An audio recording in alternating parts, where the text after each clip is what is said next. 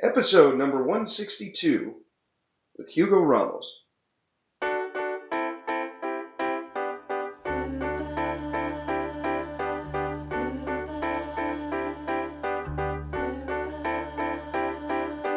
I got X-ray specs for eyes, I can see right through you.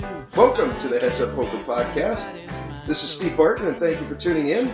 This week, I have Hugo Ramos. I met Hugo a couple weeks ago up at my friend Joe's house. We were celebrating his birthday party, and we talked a lot of interesting stuff about Bitcoin, Ethereum, all sorts of cryptocurrency, even pick up with women and poker. So, thank you for coming on the show, Hugo.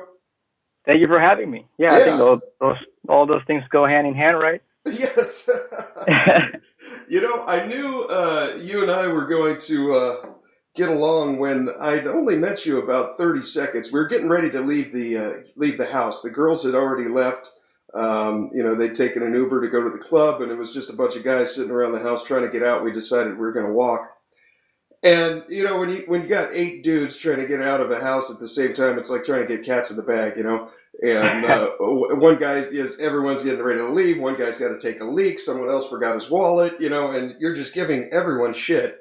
You're like, come on, ladies, do you have your purse? Girls, do you have your tampons in? And then as everyone's finally getting out and getting out of the house, you go, oh, hang on just a sec. I got to run to the car and get something. Yeah, that was exactly what happened, man. That was quite a night.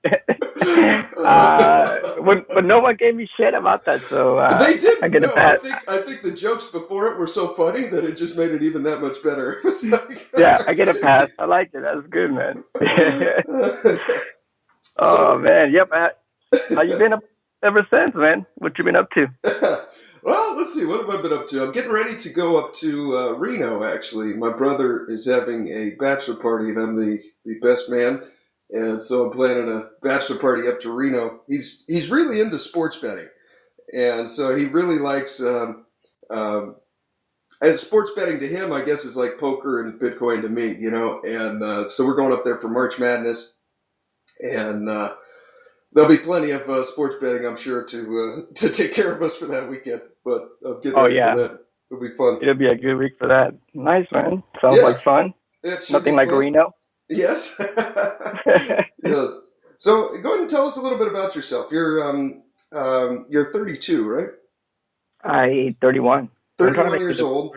You've been in the software business probably most of your life. You really like computers and techie stuff. Go ahead and give us a rundown of your background. Yeah, just a little bit brief description about myself. I'm just the kind of guy that is very passionate about tech. I really get into whatever it is that I'm doing. So I think with technologies, it changes so quickly that it always keeps me on an edge. This week being no different. So when it comes for me, I've just always been the guy that's researching and doing all that I can to be up to date on technology. So I made a business out of that. I'm a technology consultant for all of my clients. I find them the best possible solutions for their business, for their home, for whatever it is that they're doing at the time. So that's, in a brief way, that's my background. That's what I focused on. And that's how I stumbled across cryptocurrencies back in probably 5 years ago, a little more perhaps. Okay. And you stumbled across Bitcoin, right? Yeah, it all started with Bitcoin. That was originally for us and for me, like the only way we had to access or purchase stuff, through the dark web, back when all that stuff was still popular, which still is, of course. But for me, it was just I really got into the idea of being able to buy something without being traced. I like the idea that, along with outside currencies, that were also outside markets that you can then go and use that currency on. But I think what really fascinated me the most was actually the concept of mining and acquiring these coins. As a computer gamer, and I think most people that are in tech, and we have computers that are really fast, right? I mean, between friends, that's that to us is like the equivalent to a race car. We always talk about how much RAM do you have, how big is how good is your video card, how much space does your computer have, kind of thing. And we always, between friends, we always battled about having good computers. And up until, Bitcoin and mining came around, we only had good computers for gaming and doing dumb stuff. Our resources were not really utilized for what they are now. So when Bitcoin came around and the idea of mining it became so popular, we, as a community, we could really use what we currently had to go out and get this elusive coin, right, that potentially had value for the people that needed to use it.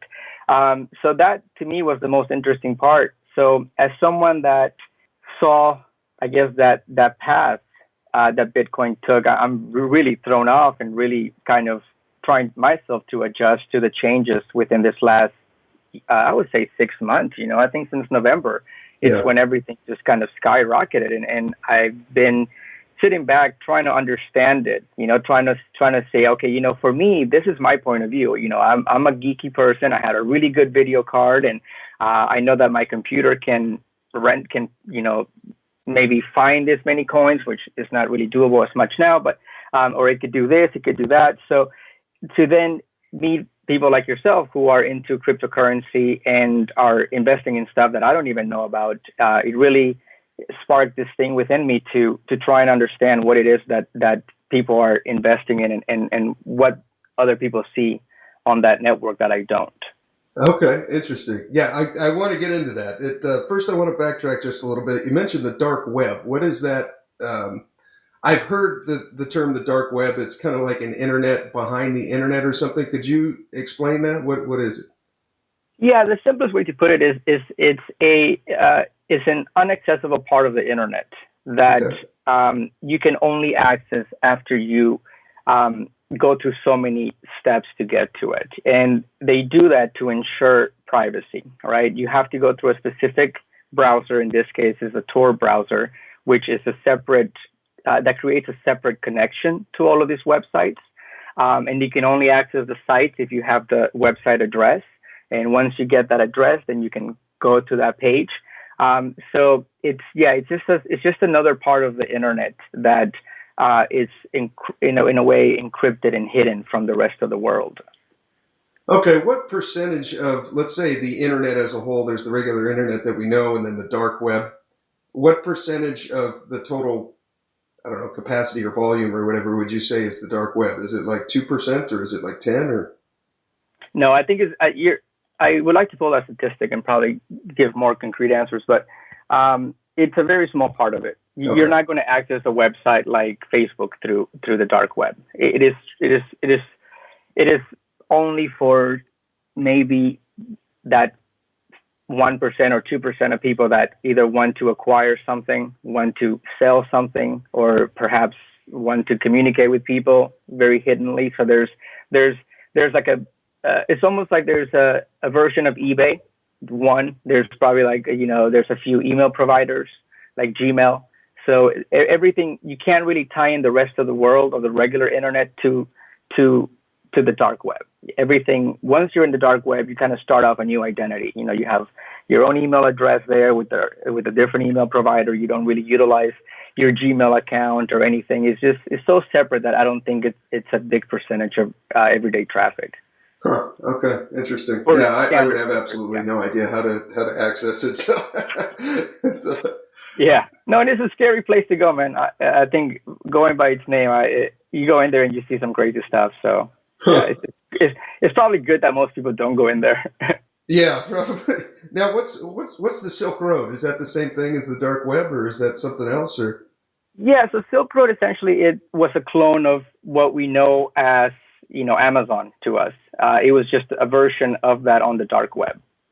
Silk Road allowed people that were selling either stolen identities in anything that you can think of is available on this Amazon, which was Silk Road and Alphabet and whatever will continue to come down the line. There's always a new one because there's always shutdowns, right? The government will eventually find a way to shut it down, or they'll indict the people running it, and so on and so forth.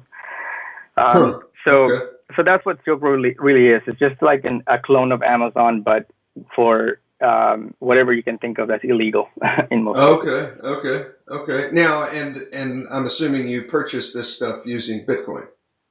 Exactly. That you're not linking ages. up your bank account on the Silk Road, right? Exactly. I think that's one of the reasons why Bitcoin early on took off, because it provided, a certain set of people that were already trying to stay anonymous in an anonymous network where you could maybe, like I was saying, do this purchases, or maybe do this access different websites or whatever it is that you're doing on the dark web.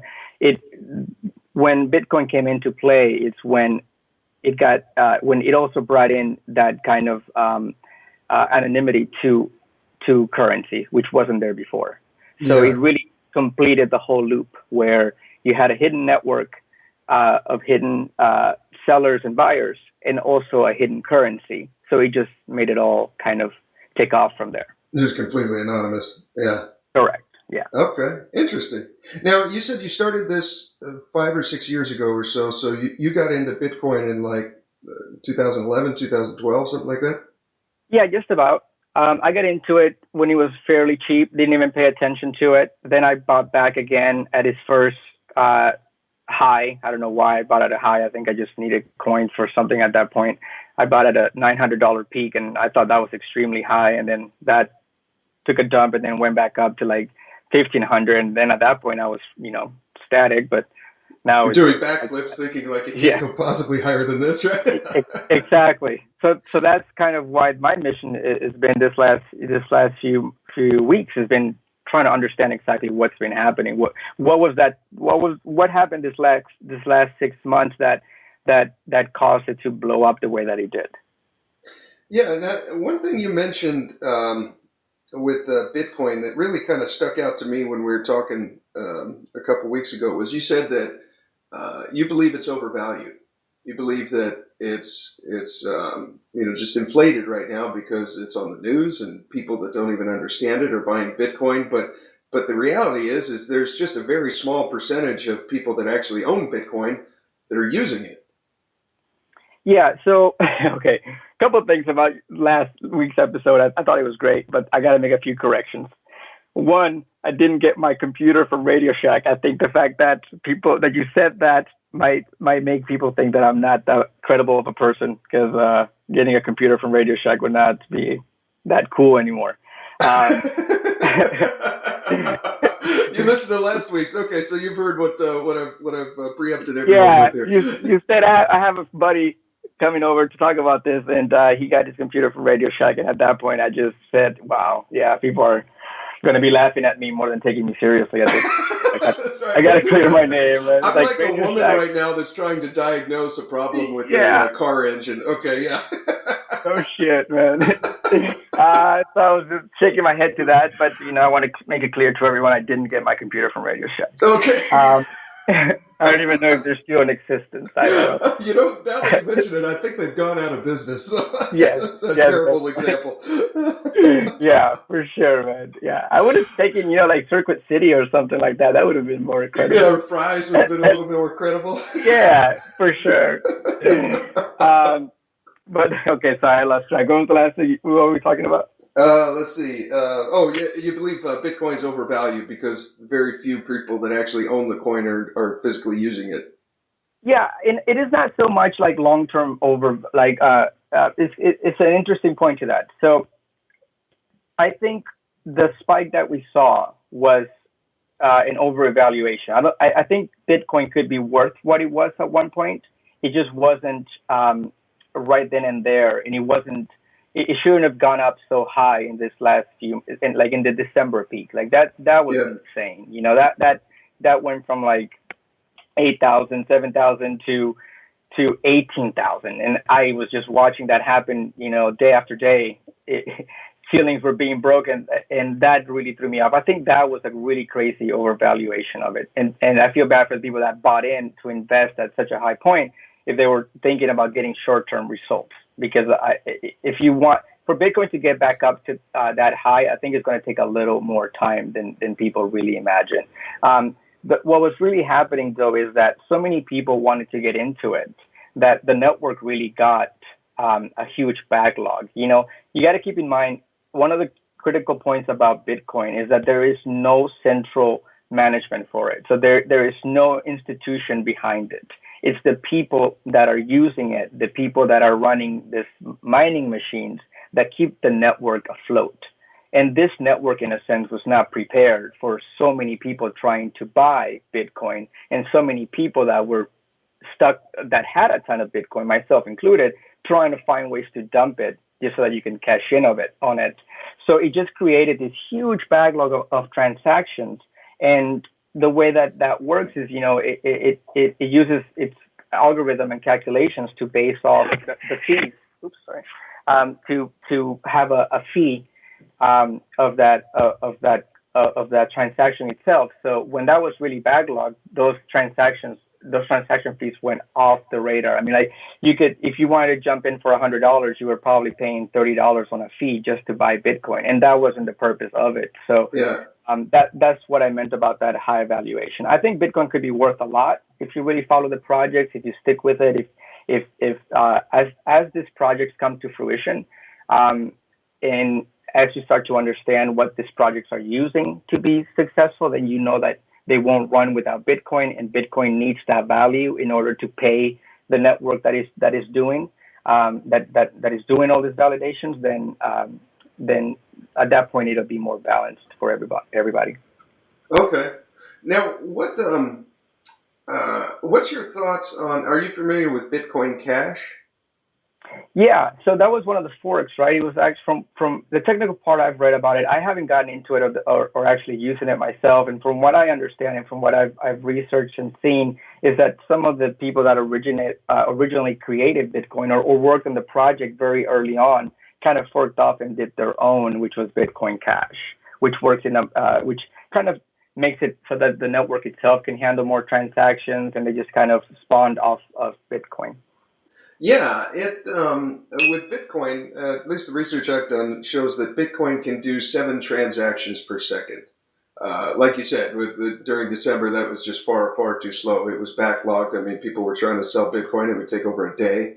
And Bitcoin Cash, I guess, can do around 60. And so where this comes pragmatic for myself and my listeners is that all these poker sites, these online poker sites that we play on, it's far easier to put money on and to withdraw money off of these sites using cryptocurrency than it is to use a credit card or it is to use a bank transfer, because a lot of banks don't want you putting your money on an online gambling site. And but when it comes to the cryptocurrencies, it's damn near instant. So I found that Bitcoin Cash is really quick to move it on and off. Bitcoin takes quite a while though, but Ethereum is pretty quick to put it on and off as well. And so is Litecoin. They seem to, they're all around 60 transactions per second instead of the slow 7. So I'm kind of in between I guess this would be a first world problem, but a high quality problem, as I like to talk about them. I made about $3,000 in the last month on these, between three different poker sites. And I want to pull some of that money off. And what I was thinking of doing is putting it into, cashing it out using Bitcoin Cash or Bitcoin or whatever, transferring it into my digital currency fund or portfolio or whatever you want to call it. Because everything's really low right now. But then there's also in the back of my mind, I'm kind of thinking, I'm like, Hugo might be right. Maybe this stuff is way overvalued. And what we're seeing right now is a natural market correction. Because I've talked to so many people that have just bought Bitcoin and it's just sitting in their Coinbase account, but they're not physically using it. They're not doing anything with it. So is this just like a buy and hold and expect that this is going to be a 5-year process and it's not going to be a quick jump like it was in December? It's this crypto world is very, very interesting, I think. Yeah, it definitely is. And it's extremely overwhelming, to say the least. I think that for me, even in a technical aspect, I don't think there's enough man hours to cover what happens in a day in cryptocurrency, because there's so many currencies, there's so many changes on the network, there's so many decisions to be made that it's really hard to keep up. It's overwhelming, and it's really tough for anyone to really make a good decision, or to feel like you're making a good decision. So you kind of just buy because you don't want to miss out. That's kind of what the common theme is. People know that it's worth something because people were using it, and it has good features, and there's a lot of projects and stuff that are being forked off of it, and so on and so forth. But is it even now, like $7,000 worth? It's hard to say. It's very difficult for me to say that right now. Yeah. Now you've kind of taken a different approach. I'm more of the trying to, I guess, anticipate the market, and I'm buying certain crypto coins, certain currency, waiting for it to go up 5-10%, selling that, waiting for it to drop, and buying again. And so my basic strategy is, like this morning, I noticed that Ripple went up a little bit. So I sold about 30% of my Ripple. After about 45 minutes, it went down. Then I bought it again. And in that time period, I basically just made 100 Ripple. So then I'm taking that, and then I'm buying Ethereum. And so I've kind of, over the last 3 weeks or so, I've basically done that, and now I have a third of Ethereum just from buying and selling different ones at different prices. But what you're doing is you're mining these. You're mining. What was the coin that you're mining? Is Vivo? Yeah, Vivo. Which actually, oddly enough, it's been probably over a month that I had even had my mining rig up. I just had to turn it off. I was doing it when I was in Midwest. Sorry, I was in Minnesota for a little while, and that's when I started doing a lot of mining again during the December peak. Mm-hmm. And over this last few weeks, I've been starting to see the price of Vivo go down, and I just started questioning myself, like, is this a regular market correction? Like all the other coins are dropping, but that continued to go way too low, and I started to research it again, and it kind of became one of those things where the project got dropped. So the team that was working on Vivo just disappeared. They just kind of left it behind and don't even work on it anymore. So I wouldn't even recommend that anymore. But the thing about me and how the approach that I take is those small gains that you were talking about when you trade on your coins. I probably like to get those gains a little bit differently, which is, like I was saying earlier, I have a fairly powerful gaming computer. Mm-hmm. Now, back in the days, that was good enough to get Bitcoin. But as the network grew and the way that it's designed, the difficulty increases. It's almost impossible now to justify mining for Bitcoin with your regular computer. The amount of time and power and all the stuff that you use to even get a very small percentage is going to put you in the red. So you just don't do it anymore. So the approach that I take is looking at the coins that are really easy to mine. Yeah. So, for example, in my particular case, back in December, it was Vivo. It was really easy to get. I can launch my computer, and based on my configuration, this was the best coin I could be mining for on so many variables. I could leave my computer running, and I could earn about $40 a day just having that coin, just mining that coin. Now, once you're in that network, if that coin has its own value, let's say you mined coin 100 ripples. This is a bad example because Ripple can't be mined, but let's say I mined 100 Vivo coins over the span of a week.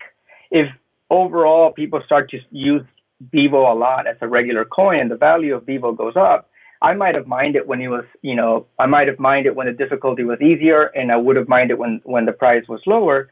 So I might have gotten it like at 5 cents, and now it's worth $3. So not only did I gain that coin at that time at a gain, but if it does go up in value, like we expect all coins to do, then I'm usually stuck holding more without having to do those buy-ins that people risk when they actually make that transaction. One of the things about why I don't feel that I could be a day trader with cryptocurrency, I haven't found a network in which I feel comfortable doing it in, where I can put my money in and say, I can trade $2,000 this week and I'm going to put that into this network or into this exchange, give them my money, because they could get hacked the next day, and then there goes my 2,000. So I just don't feel like I have enough trust on a lot of the networks that are out right now, exchanges and coins, for me to put my own money. So mining it, to me, seems the most logical sense for what I know. That makes a lot of sense, and I think everyone listening can relate if they were around during the when Poker Stars and Full Tilt went down in America. And I ever since that happened, I think myself and probably all other poker players that were around then, we basically had money on these sites, and then the next morning it was just gone like a fart in the wind. So before that, there was kind of this attitude that these sites are always going to be there, your money's secure. And after that happened, some guys lost their entire bankroll. They had it all on these poker sites. They made their living playing poker on Poker Stars and Full Tilt. And I was pretty fortunate. I pulled my money off, not by any foresight or anything. Just I was going on vacation and I was going to use the money to pay for my trip. And I only lost, I think, less than $1,000. But I mean, there's people that lost tens of thousands. And I feel the same now with these other sites. Like, okay, I've got a few grand now on Binance. I kind of have to accept that could be gone the next day. I mean, I just read something on Binance that they got hacked.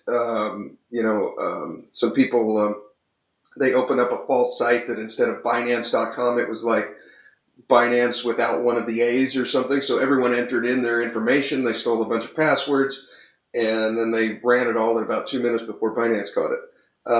So in the back of my mind, when I have monies on these sites, just like I was talking about with the poker sites, I feel like I need to kind of withdraw some of that, because any one of them at any point could go under, and you don't want to have a giant nest egg in one, or it could be gone. Right. And that's the part for me too. And I would like to kind of put this point out there as a service announcement kind of thing. If you keep your money on an exchange, in this case Binance or Coinbase, whatever exchange is out there in which you're buying this currency, this cryptocurrency with, you don't own that coin. So if that network shuts down for whatever reason, like it happened with a couple of others in the past, that coin is gone because of how cryptocurrency is designed to work, where it's anonymous and only the people holding the key is the one that holds the true coin. When you have your cryptocurrency, any cryptocurrency on an exchange, you don't have that key. So essentially, you don't have that coin. You really are just telling the world that you own something and trading it, but you're not really holding those coins. So if you are going long, with Bitcoin, or you're going long with a certain coin, I would highly recommend pulling it off into a ledger or into a local computer wallet, just so that if your highest percentage that you're holding for a while is not going to disappear because the CEO decides to bail and the whole company crashes, or they get hacked, like it's happened time and time again. Every day a new crypto exchange gets hacked, so that's one of the things that I would recommend to you and all your listeners is that, if you're going long, just keep it locally. Don't store it on your exchange. Use your exchange for trading, but not storage. Okay. Yeah, I have a ledger, and I've thrown Bitcoin on there. Although I do have some Ethereum and Litecoin and Bitcoin Cash that's not on there. I'm planning on just holding on to Litecoin, so I should probably throw my Litecoin onto the ledger. Then I don't have to worry about getting hacked, because I'm not day trading that one, Right. Yeah. So are you essentially just focused? Is that the part that excites you about cryptocurrency? Is that you can kind of trade the technology? I kind of want to hear your point of view on that. What got me into Bitcoin about, I think it was about 4 years ago, I heard about it, and then I started doing research about it, and I thought, okay, if this is the future of money, I want to get in on the ground up, So I bought one Bitcoin at $450, and after about 6 months, it was down to $250, and I thought this is the worst investment I've ever made. And I basically just forgot about it, and then all of a sudden, in last year, it started going up, and it started going up, and then when it, come around December, I just look like a freaking genius because I took $450 and inside of 3.5 years I turned it into almost 20 grand.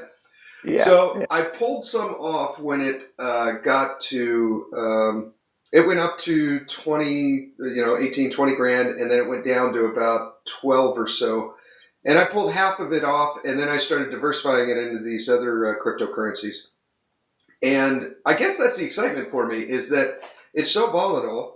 I got to believe that there's some type of pattern or way that you can figure out which one's going to go up, which one's going to go down, and be able to anticipate, even if it's just 5%. I mean, I've got a retirement plan that for the last 2 years has given me 13% over a year, and I think that's awesome. And the fact that you can do that in one day with one of these currencies is just totally interesting to me, And the fact that, like I was saying, this morning I look at the patterns, I'm studying the graphs, and then it's really high right now. When it does this, it usually drops, and sure enough, I sell, and then I rebuy again an hour later, and all of a sudden you just have now more coin. I think it's amazing.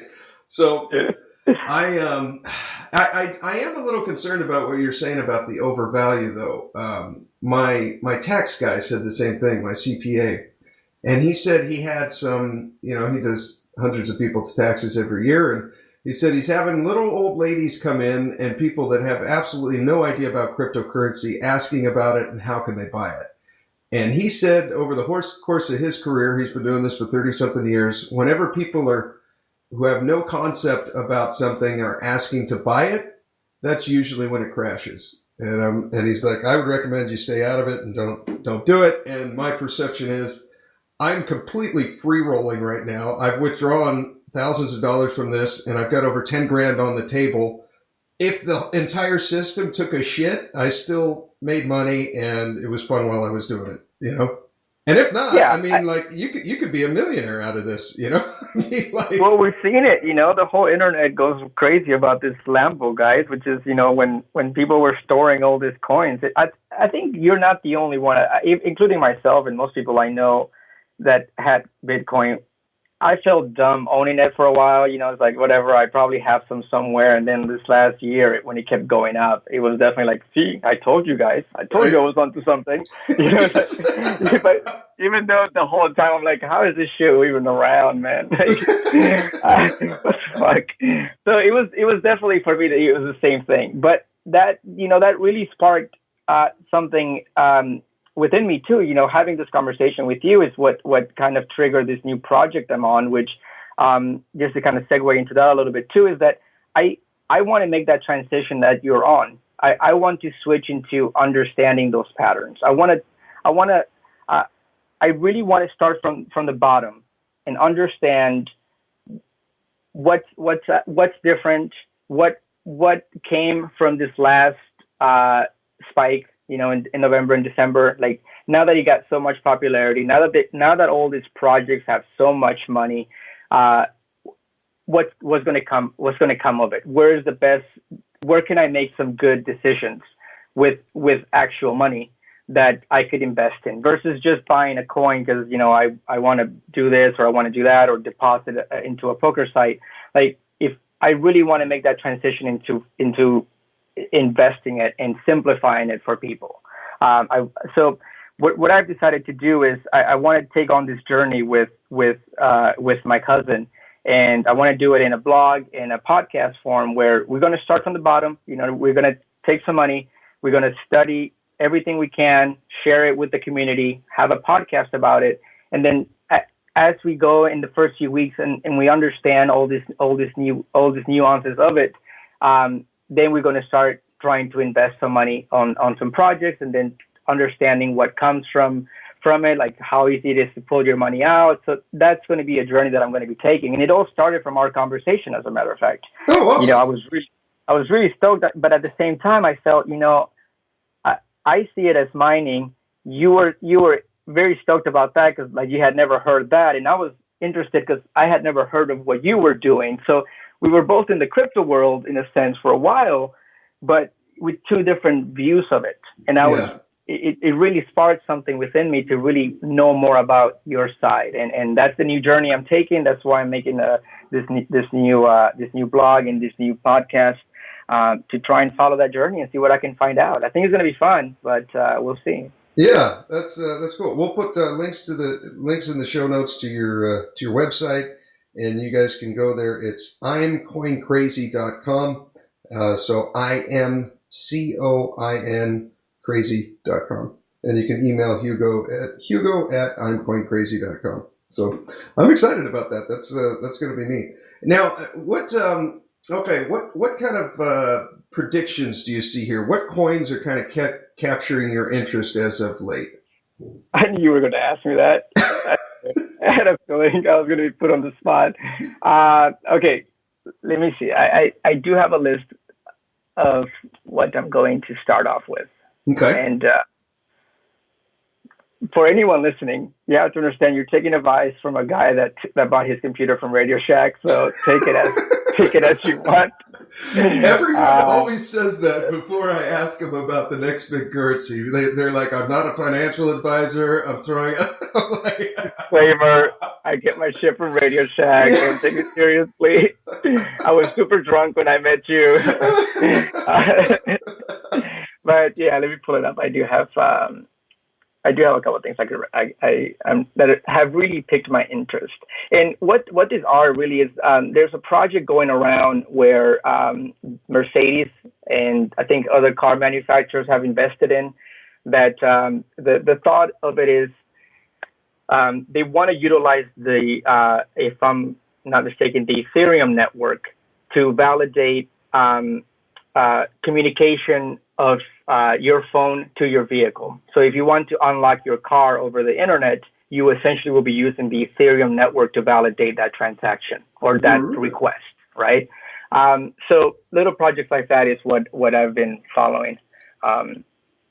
So now, how does that even work? I thought Ethereum was used for, well, this is interesting because, okay, Bitcoin, you can physically buy goods. You can use Bitcoin to buy stuff on Amazon and stuff. You can't really do that yet with Ethereum. What's making Ethereum valuable like that? And I didn't even know you could use Ethereum to create a connection between your phone and your car. That's totally new to me.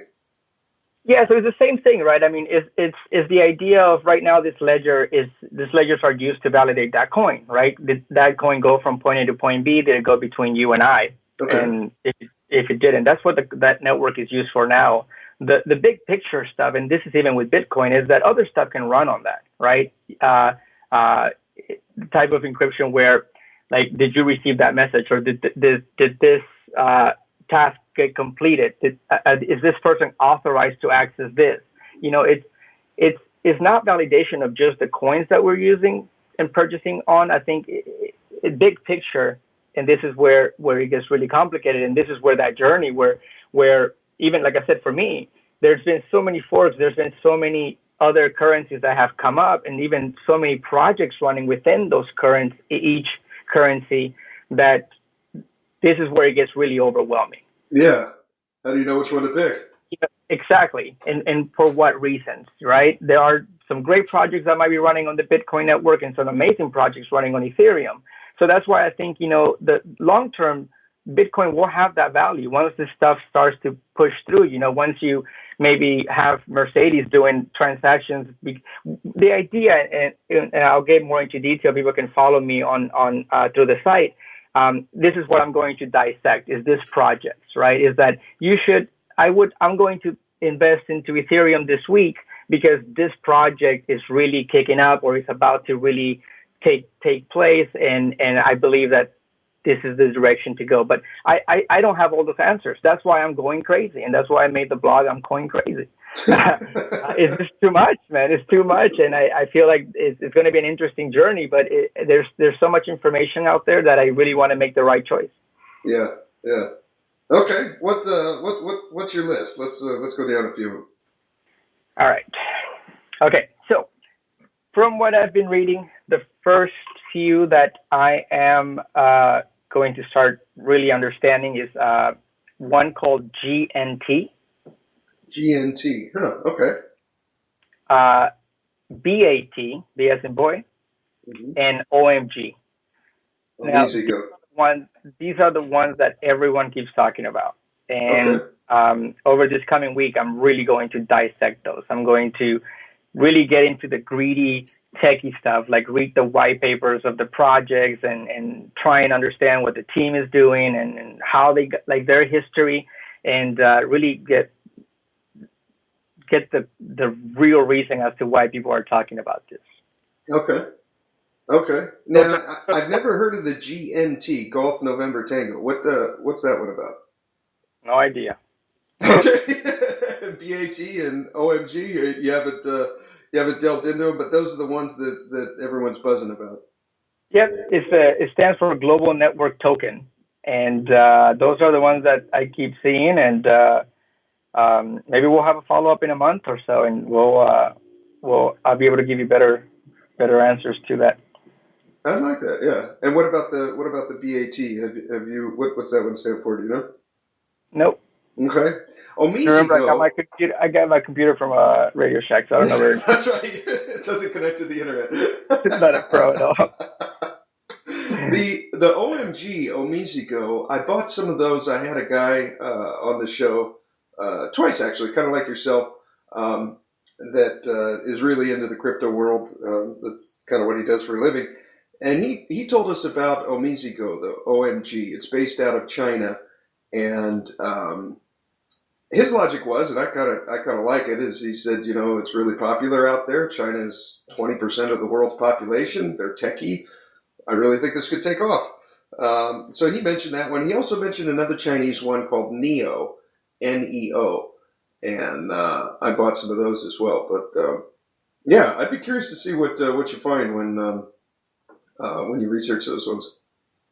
Yeah, I want to see what these guys are about. What are they doing? What's the reasoning for being around? Why did they create that coin? And if it has a future, I will. That's what I'm going to do. I'm going to put some money into it. I'm going to commit. I'm going to risk. I'm going to gamble. If it's anything like poker, I'm going to be stoked. Usually you could define my poker career by saying, "Holy shit! I'm up $1,500. Shit, what do I go buy? What am I going to do with all this money? Oh shit, I'm down 200. That's my poker career right there. So maybe cryptocurrency might be the same. I don't know. We'll see. Yeah, we'll see. We'll see. I think generally speaking, over the course of time, they're all going to go up. But the market's so volatile, anticipating the ups and downs is tough. But there are some patterns that I've found, and I don't think it's anything real scientific, but sometimes any given day, one of these can just start running up, and when you look at the graphs over the course of a week, a day, 12 hours, and then 30 minutes, these spikes, they're never really sustained. They may last an hour or two, but they always seem to come down. And if you can catch that window, and you can even put in like little automated buy and sell orders so that you don't have to be staring at your computer or your phone while you're doing it. It's a lot of fun. It's exciting, and you can make and lose a fair amount of money, just depending on how much. Yeah, no shit. I think one of the things I really want to pursue too is once I get a hold on understanding those patterns that you're talking about too, and the currencies that I do want to invest in. I want to get into like automating the whole thing. That's the thing about it, because everything's digital. You could really there's a lot of bots out there that will kind of pick up these trends already and start making those transfers for you, like maybe move OMG into Vivo or dump Vivo if he sees that it's dropping because of something. So there's a lot of ways that you could automate it too, and I'm intrigued by that because I'm the kind of guy that I believe computers can do anything we do. So I'm always thinking, it's like, how can I make this process on my computer? If I wake up every day and I check this 10 things to make my decision, I want to train a computer to do that. That's always been my rationale for things. So that's the long-term path that I want to take. I really want to understand it and then automate it if I can. Yeah, it's funny. I'm listening to a book right now. His name's it's called Principles, and it's by Ray Dalio. He's a really successful hedge fund investor. Built his company in 30 years from nothing to 1,500 employees and worth several $1 billion. And one of his things, one of his key points in that book is he said, the one thing that really led to our success in figuring out which stocks are going to go up and which ones are going to go down is getting all the information that he and his employees had into a computer so that the computer could run the algorithm for them. And it would basically, he said, if you can program a computer to do what you're thinking, it will far exceed anything that you could possibly do. And he's even taken it so far as to like coming up with computer programs as to how to hire people. What qualifications do they have? They take this Myers-Briggs personality test, they plug it into the algorithm, and this guy would make a good employee, and this one wouldn't, and it's like 80% accurate. And he's this will save you so much time being able to, have the computer do your work for you. So I think you can, like you're saying, you can do the exact same thing with figuring out which one's the next hit with these coins. But, yeah. Well, thank you, Hugo. This was a lot of fun. Yeah, thank you. I've enjoyed it. Thank you for giving me that spark to go out and kind of change my perspective and take on this journey. I really look forward to talking more about it down the line and sharing what I discovered with you guys. I think I would love it. And since you've come on the show once, pretty much, I think you're probably going to be on again, and you're in the club now. So maybe we could do like a every couple of months or something. We'll have an update and see where this is going and where your project's going. Yeah, that'd be awesome. I'm super stoked. So I definitely want to thank you for that. I enjoy it. De nada. All right, if you guys want to check out Hugo's website, imcoincrazy.com. If you want to contact him with any questions you got, hugo@imcoincrazy.com. All the links are in the show notes. We're going to take a quick break, and then we'll be back with the strategy section. You want to play online poker against a field of players that are terrible? I have a site for you, my friend. 64spades.com. It's like playing poker at a home game with a bunch of your buddies who are all drinking. I cannot think of a better game or a better deal. You can get rakeback. A portion of the money you gamble will get deposited back into your account. So you win on the tables and then you win on the rakeback. Sign up using the code in all caps, HUPOKER. Get your rakeback and come play with the fish. 64spades.com. Alrighty, let's talk some poker, shall we? All that talk about cryptocurrency, let's bring in some cards. Okay, this is a hand that I played on ACR a couple days ago. Blind levels are 25-50. We are 7-handed at the table, so we're in the early stages of the tournament. Blind level is 25-50. Effective stacks are going to be about 80 big blinds, so we've got about $4,000 in front of us. Blind level is 25-50. Okay, we pick up pocket sixes, UTG plus 1. So pocket sixes, UTG plus 1, about 80 big blinds effective. We're going to go ahead and raise this up, make it about 3x and make it 155. And it folds to the cutoff, who 3-bets. And he 3-bets to 350. And at that point, it folds back around to us. So we have 580 in the pot. It's going to be another, 350 from 155. It's going to be another 195 for us to call. And at this point, we got to look at it like, okay, we're going to be out of position for the rest of this hand. And we have to call about 200 into a pot of 580. But more importantly is, are we set mining here? Okay, and if we're set mining, we need to make sure that this 200 that we're going to put into the pot is going to be enough to justify calling if we, in fact, hit a set or are able to continue. I've heard general rules of thought on this is you want at least 10 to 1 of the possibility of, what's left in the stacks and how much you have to put in. I've heard 15 to 1. I've heard 20 to 1. I prefer to go on a little bit more of the conservative route, and I like to go 15, 20 to 1. If it's a really loose player, I'm more likely to call if I'm getting 15 to 1.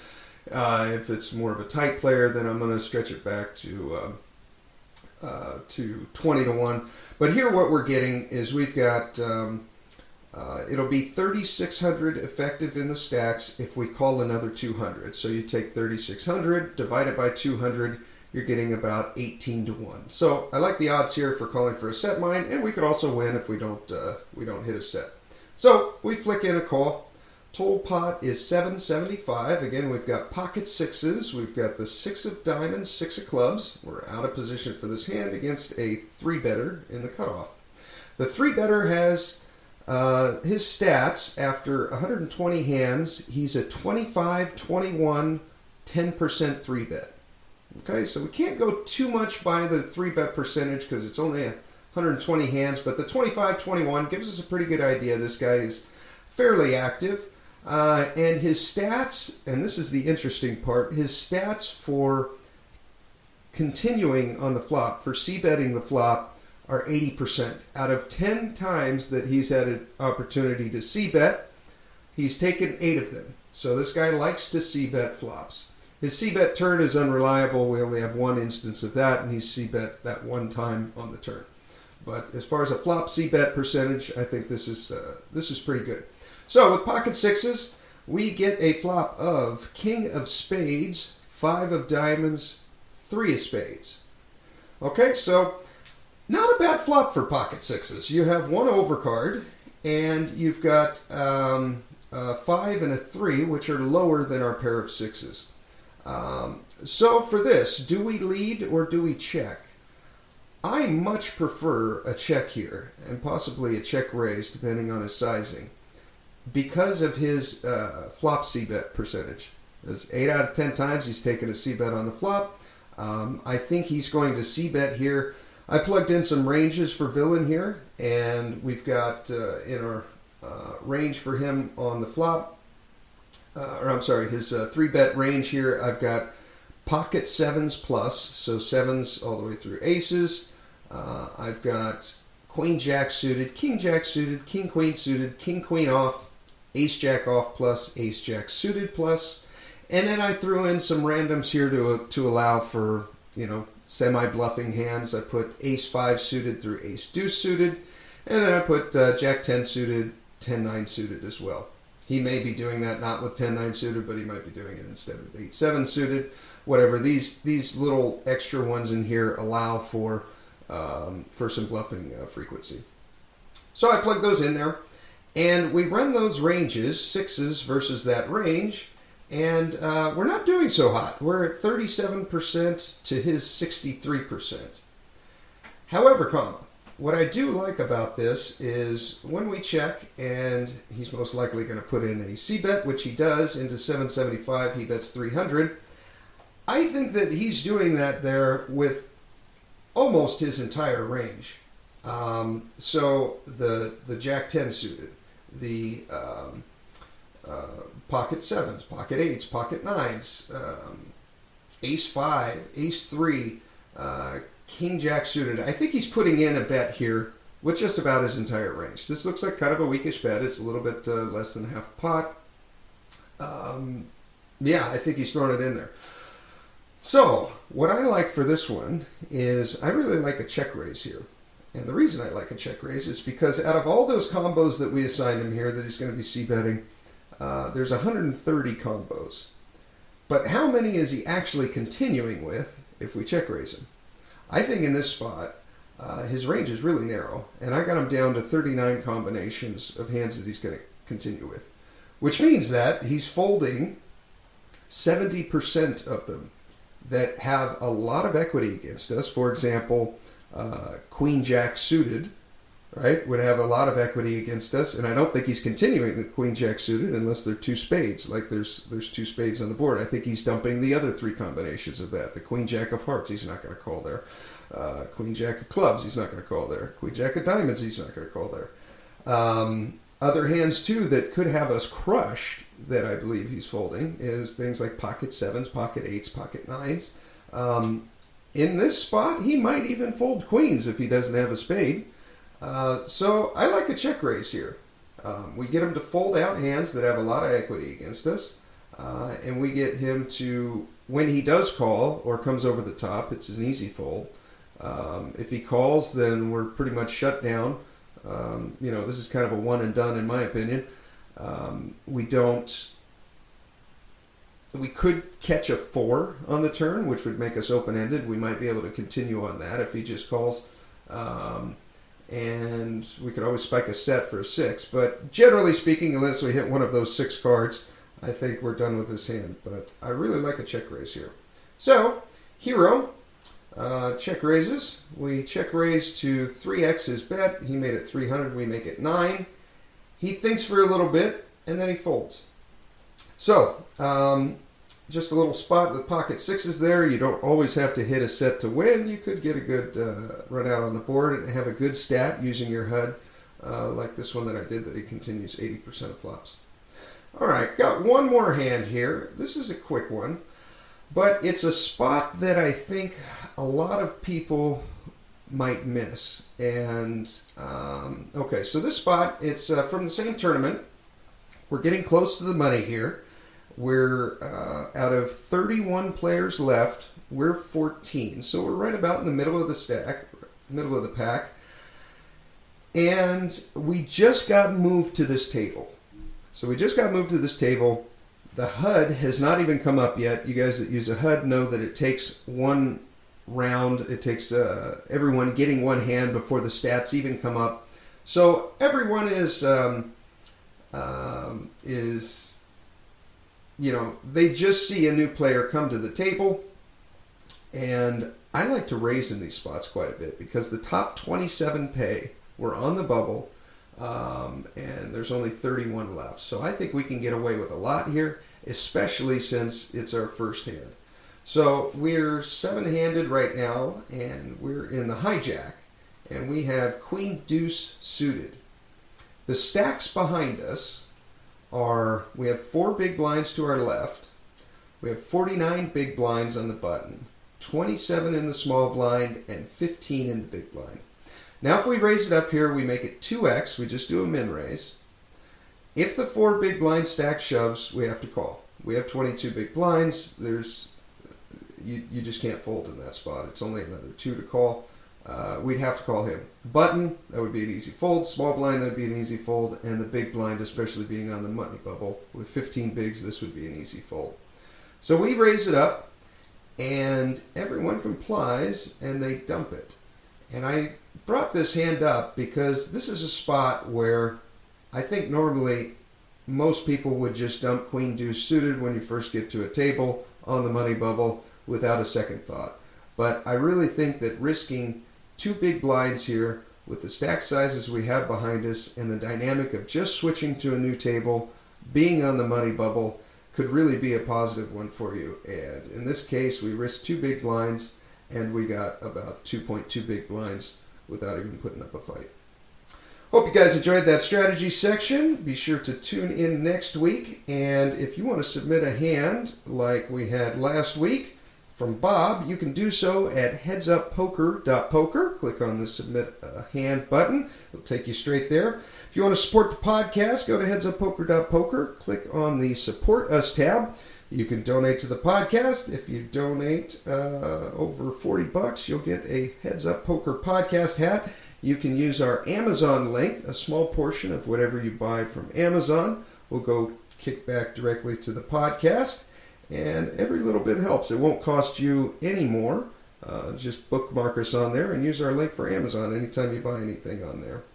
Thank you for tuning in. And here is your weekly motivational speech. Here's the hard truth. People don't necessarily want you to succeed. And the bigger your dream, the more people that are going to come out of the woodwork to try to stop you. As Oliver Emberton said, the only way to avoid pissing people off is to do nothing important. But if you're striving for something important, if you're trying to make real change, if there's something in your life that you are absolutely hell-bent to make happen, you have got to understand that you're going to be fighting against something. People are going to be pushing back against you, and it is going to be your ability to hold true to that vision that's going to determine whether you can pull it off. And as Victor Hugo said, you have enemies? Good. It means you stood up for something at some point in your life. And that's what people miss. They somehow want to get through this unscathed. They somehow hope that with this grand change that they want to make, that people just fall in love, that they see your vision, that they fall in line behind you, and that they want you to lead them. That's not the way that people work. Having a vision already puts you in an incredibly rare group of people. Being able to see something that other people can't see, that is the role of a visionary, is literally to interpret the world that other people don't even know exists and bring it into fruition and get people excited about it, get them to fall in line. But understand, when you build an army, you will have an opposing force. But as Mark Twain said, keep away from those who try to belittle your ambitions. Small people always do that. But the really great ones, they make you believe that you too can become great. And that's the kind of person that you want to surround yourself with. You want to surround yourself with people that believe in you. You want to surround yourself with people that even when they can't see it, they can see you. Even when they don't understand what you're trying to build, they believe in you and they're willing to get in line and they're willing to meet that opposing force. And when you're able to galvanize people around your idea and push it forward and paint for them the world not as it is, but as it could be, that's when you can make change.